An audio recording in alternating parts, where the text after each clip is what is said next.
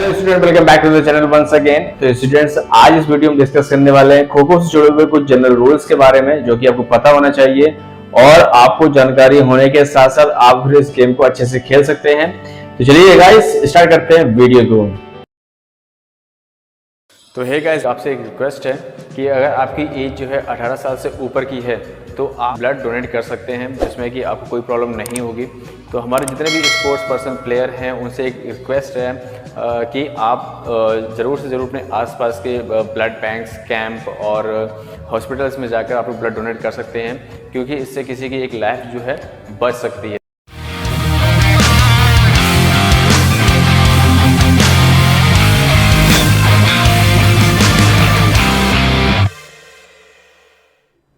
तो स्टूडेंट, जैसा कि हमें पता है कि जब कभी हम कोई भी गेम खेलने जाते हैं तो उससे पहले हमें उसके रिलेटेड जो है हमें रूल्स रेगुलेशंस पता होने चाहिए। और मेनली क्या है, कोई भी गेम हो तो बिना रूल्स के तो वो अप्लाई ही नहीं हो सकता है। तो एक उसी में गेम है अपना खो खो।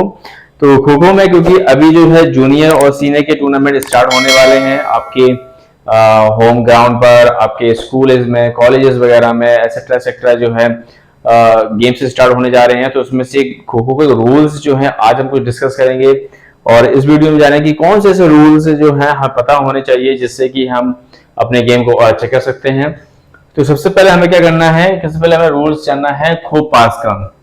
ये बहुत ही ज्यादा इंपॉर्टेंट टॉपिक है, क्योंकि इसमें क्या होता है, जनरली जब बच्चे खो पास कर रहे होते हैं तो पास करते करते वो कुछ ऐसे इलीगल मूवमेंट कर देते हैं जिससे कि वो फाउल हो जाता है खो पास करने के दौरान पे।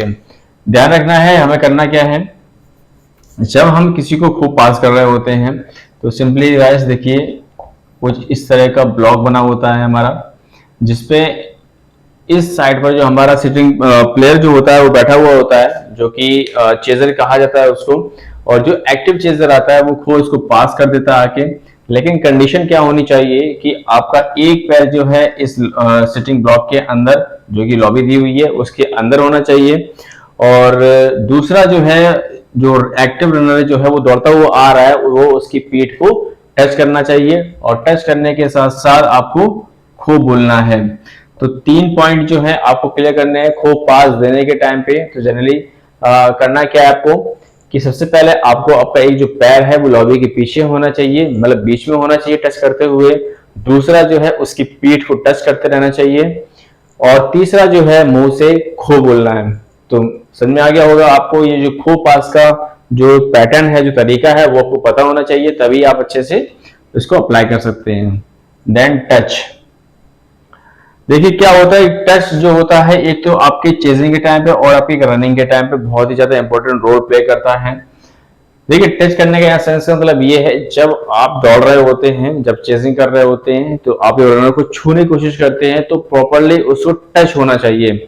कहने का मतलब है कि अगर आपने हाथ बढ़ाया और हवा में पार कर गया और सामने वाले को, रेफरी को समझ में नहीं आया कि हैंड टच हुआ है कि नहीं हुआ है, अगर टच आपका हो भी जाता है तो आप रेफरी पे अप्लाई करते हो, बोलते हो उससे कि मेरा जो हाथ है वो टच हुआ है। तो ध्यान रखिएगा जो टच होता है वो प्रॉपर क्लियर टच होना चाहिए। जैसे कि अगर आप दौड़ के जा रहे हो तो आप प्रॉपर से टच जो है क्लियर दिखना चाहिए।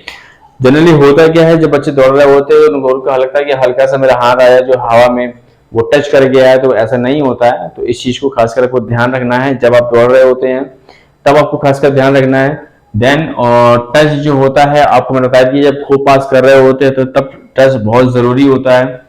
अगर विदाउट टच अगर आप उड़ जाओगे तो उसमें अर्ली खो का भी एक इशारा मिल सकता है आपको, और वार्न भी कर सकते हैं कि आपको एटलीस्ट टच करना है। देन उसी के बाद है हमारा डायरेक्शन। इस गेम का सबसे वेरी इंपॉर्टेंट पार्ट है डायरेक्शन। अगर डायरेक्शन अगर सही से अगर आप नहीं ले रहे हैं तो आप फाउल पे फाउल करते जाएंगे, और फाउल करने के टाइम पर अगर आप किसी को टच कर लेते हैं तो वो आउट भी नहीं माना जाएगा। इससे 2 लॉस होंगे, एक तो आपका टाइम वेस्ट होगा, दूसरा आपका जो पैनिक होने का जो रीजन होता है वो और इंक्रीज हो जाएगा। जो आप कहते हैं नहीं, एक अंडर प्रेशर में आके आप गेम खेल रहे हैं, अंडर प्रेशर में आकर आपको गेम भी खराब होने लगता है धीरे धीरे, और कहीं ना कहीं आपका पेशेंस जो है लेवल खोना स्टार्ट कर देते हैं। तो इस चीज का ध्यान रखिए, डायरेक्शन बहुत जरूरी है। अब डायरेक्शन कैसे, सपोज करिए आप सिटिंग ब्लॉक्स पर बैठे हुए हैं, सिटिंग ब्लॉक्स पर जैसे ही आपको खो मिलता है, खो देने के बाद आपका जो एक रनर यहाँ पर है, एक यहाँ पर है, वो दोनों साइड में खड़ा हुआ है। तो अगर अगर आप यहाँ से उठते हैं, आप अपने राइट साइड की तरफ भागते हैं, तो आपको राइट साइड की भागना है। अगर आपने राइट साइड से पैर बाहर निकाल के आप लेफ्ट की तरफ मूव कर जाते हैं, तो तुरंत डायरेक्शन फाउल हो जाएगा, आपका शोल्डर मूवमेंट करेगा, तो उसी से आपका डायरेक्शन फाउल हो जाएगा। ध्यान रखिएगा इस चीज को लेके। बहुत से ज्यादा बच्चे जो फाउल करते हैं सबसे ज्यादा डायरेक्शन में करते हैं, देन उसके बाद पासेस में हो गया, देन फिर कई सारी चीजें ऐसी होती हैं। तो मेन क्या है, हमारा डायरेक्शन है। अगर डायरेक्शन अगर आपने सही से ले लिया है, थोड़ा अगर लेट हो रहा है तो कोई मैटर नहीं करता है कि ठीक है कि अगर आपको खो मिला हुआ है और डायरेक्शन आप ले रहे हैं, डायरेक्शन का थोड़ा सा टाइम वेस्ट हो रहा है तो कोई दिक्कत नहीं है, लेकिन इससे हमारा क्या टारगेट जो है वो लॉक हो जाएगा। सेंस मतलब ये है कि जैसे मान लीजिए सपोज करिए अगर एक रनर जो है हमारा यहाँ पर खड़ा हुआ है, तो आप इसके लॉबी क्योंकि लंबी होती है, आप इसका इस्तेमाल करेंगे। इस्तेमाल करने के साथ साथ जैसे उसके नियरेस्ट पहुंचे तब आप उसकी तरफ मूव करें।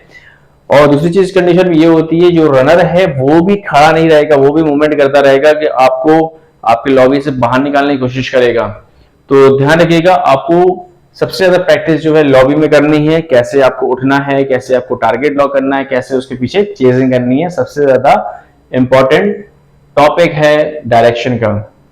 देन उसके बाद सभी को मालूम है रूल सभी को फॉलो करने हैं, किसी को मारना नहीं है, किसी का इलीगल मूवमेंट नहीं करनी है, अब्यूजिंग नहीं करनी है, क्योंकि गेम खेलने के टाइम पर ये सारी चीजें जो है बहुत तेजी से अप्लाई होने लगती हैं। रेफरी भी कई बार होते हैं, वार्न करते हैं during the game, after the game and before the game. तो इससे करना क्या है कि हमें सारे के सारे रूल्स को अच्छे से फॉलो करने हैं। और ध्यान रखिएगा जो हमारा ये जो खो खो का जो ग्राउंड होता है, तो इन दोनों के बीच में ही ये जो दो पोल हमारे लगे होते हैं, ये पोल, इन दोनों के बीच के ही अंदर हमारे सारे रूल्स रेगुलेशंस पूरी तरह से अप्लाई होते हैं। देन उसके बाद ये जो फ्री जोन होता है, इसमें किसी भी तरह की डायरेक्शन, किसी तरह का फाउल कोई भी अप्लाई नहीं होता। इस बात का खासकर ध्यान रखिएगा। बहुत से बच्चे क्या करते हैं, मैंने कई बार देखा हुआ है, जब बच्चे गेम खेल रहे होते हैं तो फ्री जोन में आ जाने के बाद वो अगर सामने उसका रनर है तो वो छोड़ देते हैं, उसको टच ही नहीं करते हैं। कई बार तो ऐसा होता है। तो इस बात का खासकर ध्यान रखिएगा, जब कभी भी फ्री जोन में कोई प्लेयर आ जाए तो आप उसको आसानी से टैकल कर सकते हैं और आप आसानी से गेम विन कर सकते हैं। तो आई होप स्टूडेंट्स ये खो खो से जुड़ी हुई कुछ बेसिक इंफॉर्मेशन है, कुछ जनरल रूल्स हैं वो मैंने आपको बता दिए, कुछ समझ में आपको आ गए होंगे। इनकेस अगर आपको कुछ चीज समझ में अगर नहीं आ रही है रूल से रिलेटेड या फिर किसी और अदर थिंग से रिलेटेड, तो आप कमेंट सेक्शन में जाकर कमेंट कर सकते हैं, जिसका रिप्लाई आपको दिया जाएगा। Thank you guys.